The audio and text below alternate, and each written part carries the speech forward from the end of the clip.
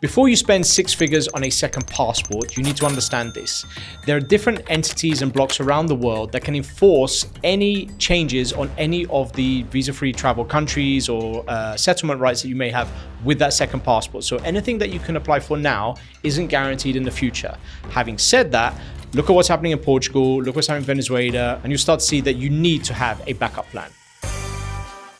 The European Commission now says that just by having the mere existence of a citizenship by investment program in a country that has relations with the European Commission, the European Union, is grounds for suspension for Schengen access. So that's an ultimatum that is a risk for example, Caribbean passports now that have access to Schengen. Although the Caribbean CBI countries remain investor favorites and they are extremely popular, and at the same time, they also have been trying to accommodate the evolving EU regulations time and time again in terms of having residency requirements, in terms of having interviews, in terms of having more higher rejection rates, in terms of increasing the price. They have listened to the EU on multiple levels, and I think they have come to the conclusion that it's like, what is the ultimate game here? We're just dancing around for no reason. But this is something that you need to be mindful of if the EU does to implement this, because of course it's not a certainty. Globally minded individuals already understand this. A single residency or passport is really not enough in today's ever-evolving world.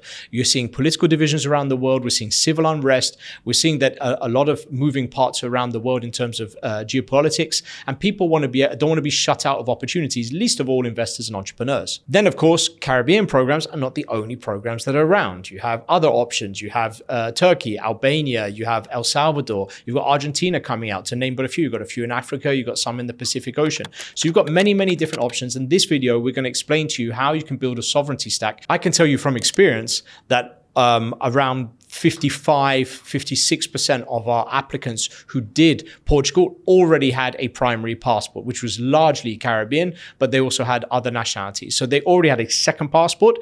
And then on top of this, they took a residency to really, kind of double down or to ring fence that European access. So these are the early movers. I'm talking these people who did Portugal, for example, at 280,000 euros when it was real estate, or they did 350. Even today, they're still doing 500,000 euros. Some do Greece, 250, some do Latvia.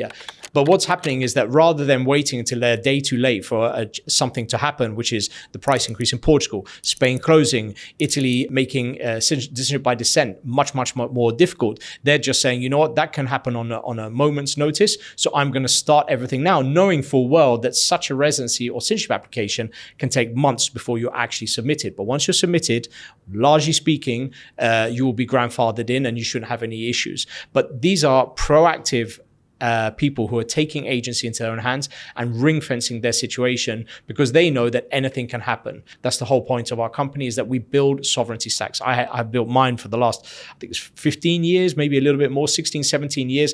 And now I have multiple residencies, multiple passports. I have also different real estate and bank accounts in different parts of the world. And right now, look at the world we're in. Yeah, maybe I was a bit prescient. Maybe it was just curiosity that meant that time has shown that actually you should have been doing this. But the reality is I want to help more and more people to do the same. And I think it's not a tough task because everyone is contacting us saying, I really need to see what's going on and see what my options are. Georgia is a country that not only am I investing in and I'll probably become a resident, but Georgia is very interesting for a lot of people right now because A, I think it's a great market to invest in, but B, it is a country that is in the crosshairs of the European Council because they find that it didn't really align with the EU values, so to speak, in terms of policies and elections and what have you. And so what's happening is they're going to say that they are going to start slowly implementing different measures to revoke Schengen access. And so all eyes on there to see what the playbook is, in much the same way China has kind of seen what's happened in Venezuela. They're saying, that's not a bad idea for Taiwan. So we're going to watch that closely in the coming months and years. We saw that also the UK revoked the visa-free access for Dominica, then Nauru and Botswana. So again, we're watching that there. I don't think that's going to fix UK's immigration problem anytime soon. I think the damage is done there. I think not allowing people who go through rigorous due diligence who apply with terms and conditions, who are interviewed, have to show documents, financial documents, have to have clear police clearances, and then afterwards are checked by multiple intelligence agencies, international and private investigation agencies, and then just want to go to the UK and go shopping, should not be allowed to. Meanwhile, other people who are undocumented can go on. It doesn't make a lot of sense. It doesn't make any sense to anybody, but here we are today. So what's happening right now is that we're telling our clients, you need to have more than one option, and we will tell you that we will build that sovereignty stack, and we'll give you a free audit, if you will, to explain where you're lacking and where you need to be. In 2026, we are just going to see more of what we've seen ever since COVID, is more threats to society, more division within the world of economics and politics. And I think the best thing you can do, or the biggest mistake that you can make, is not to have some kind of sovereignty moat. To be block agnostic, to be politically agnostic, to understand that no one government that will come in or political party can come and give you everything you want. You can, however, decide, you know what, I'm just going to leave my country and then pick and choose all the things that I do want and then live the life on my own terms. And I think this is the best thing you ever do. Or conversely, as I mentioned, it would be the biggest mistake you could ever make by not taking those steps. In December 16th, 2025, we had an announcement from the Trump's world of the United States, adding partial restrictions on citizens of Dominica and Antigua and Barbuda, to say that if you now want to come to the US, you have to put down a bond, and the bond is $15,000. So this is Trump's world right now. I've got a few clients who've done Antigua who are extremely happy. Actually, one called me in the car on the way here. They see this, but they're also saying, well, it's better than me just not even having my primary passport. And we all know that this is something that is temporary and it will get fixed. This is just geopolitics at play. But what they're seeing right now is that this is a world that we're going to start to see in the future. We know that any government can make any decision to preserve its best interests, but we also know this is something to do with political cycles. And the whole idea is to become apolitical, or to be block agnostic. So don't get mixed up in the politics. Don't be picking sides. The whole idea is just be completely on the outside and say, you know what, I will pick and choose. The world is a pick and mix. I'm going to take a residency here. I'll take a passport here. I'll get a bank account here. I'll set up my business here. I mean, if international corporations set up factories and subsidiaries all around the world, why can't citizens? And a lot of people would disagree with that. But unfortunately, I think the writing's on the wall. We're moving towards a global citizen class, a new political class, a new economic class that is going to be global citizens. But let's go through different blueprints that we have done for clients and that we have done over the last years, and something that maybe we can do for you. So let's look at one of them. Let's build a blueprint, and this is actually quite a common one. This is blueprint option 1. So this is, you're going to get a Caribbean passport most likely. Why? Because it's been around for a long time. It's got a track record. It's got a very strong reputation with many countries around the world. The whole world does not revolve around Schengen, by the way. Some of them, they have visa-free to Russia right now, which, okay, maybe you don't want to go, but a lot of people want to go. Some of them have visa-free visa-free access to China. I mean, the world's future largest economy, right? So we have all these type of optionality with just a Caribbean passport, right? On top of this, you want to get some kind of residency. As I mentioned, 56% of our clients would then go on to a Portugal. That's not including those that did the other options like Malta. Malta is actually a very good residency program. I think not a lot of people talk about that. A lot of the stuff you see in our industry is just media driven and everyone's got an opinion, but sometimes there's some real steals where if you want to just go into the minutiae, you'll see that Malta is one of those hidden gems. But that's for another video. What else you got? So you want to get a European golden visa. Let's say you do Latvia, right? On top of this, you might want to get probably a Panama or a Paraguay for a tax residency play. That would really help you right now. If you've got the ability to earn passive income, to get IP rights, dividends, rental income, or those are options that you could look at in Panama and Paraguay, for example, to name 2 tax-free territorial tax programs. And then you might want to overlay that with a UAE golden visa. Why? You've just got to take exposure again to this part of the world.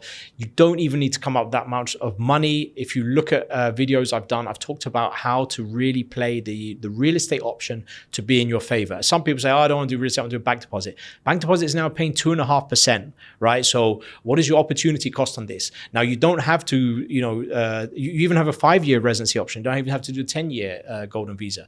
But let's say you do 10-year, there are ways with the real estate that you can put less down, get it sooner, and then get better ROI with tenants paying for most of the cost of your golden visa.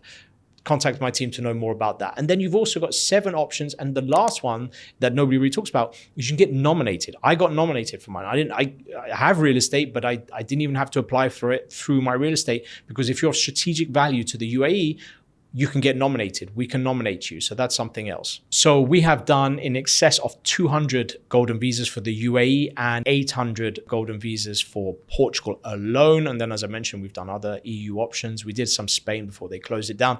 That's another thing. They closed these programs down. The demand is going up, supply is getting restricted. So again, anyone who's not making a move, time is against you.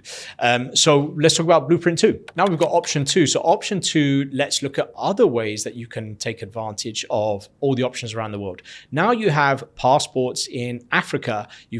I've got 4 now, I think, if you include in Botswana, not all are CBI. I did a video talking about Sierra Leone.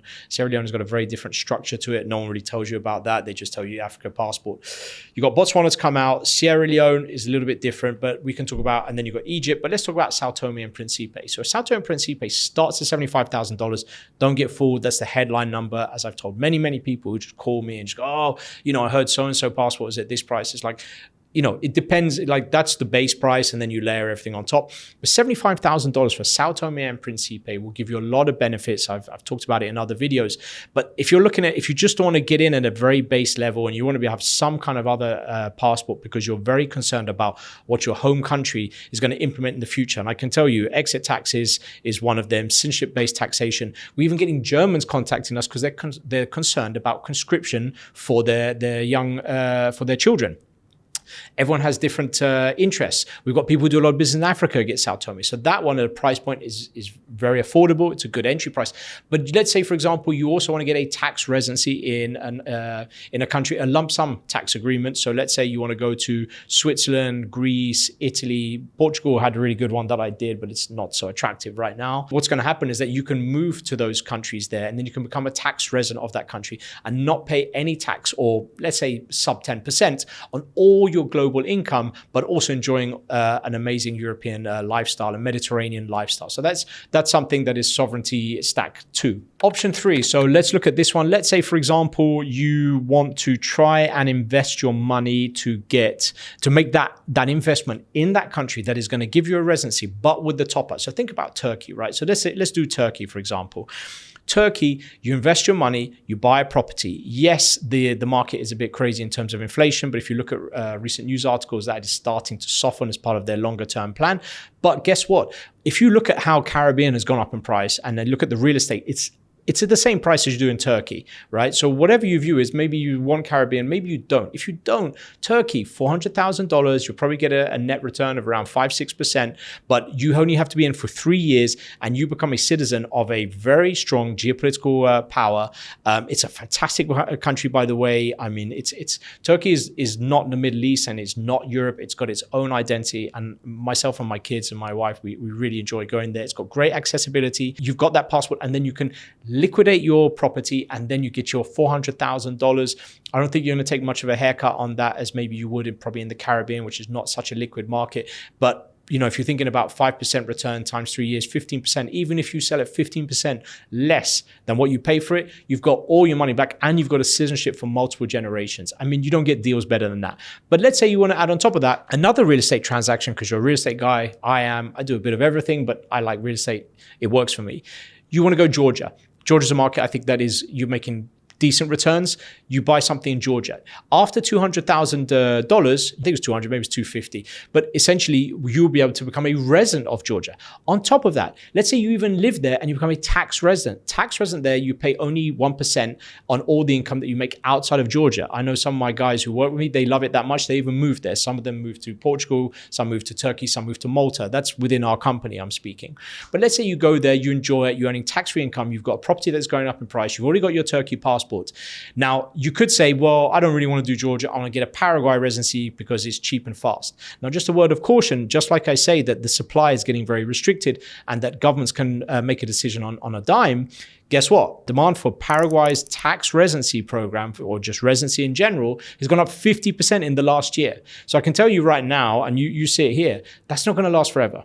That is going to get closed very quickly. If you're going to do it, get in there, do it quickly and get out. And if you are going to look at it, there's two options. You can do the Suase option where you can actually invest in something. It can't be just real estate. You have to create employment. I did that option in Paraguay. But you can also do another option. It takes longer, there's more trips, which is it's a bit of a headache for me. But if you do that one, then you don't have to look at investing a little bit more. It's very light touch. But I can tell you either of those options, you've got to move quickly on that one. So let's say you, instead of doing that, you do Georgia, and then potentially instead of Turkey at 400, you just want to sit there and wait and see when Argentina comes out. But having said that, right now we are far away from knowing the price point, the process, the benefits, the conditions, and I think everyone is just looking at it through an optimistic lens.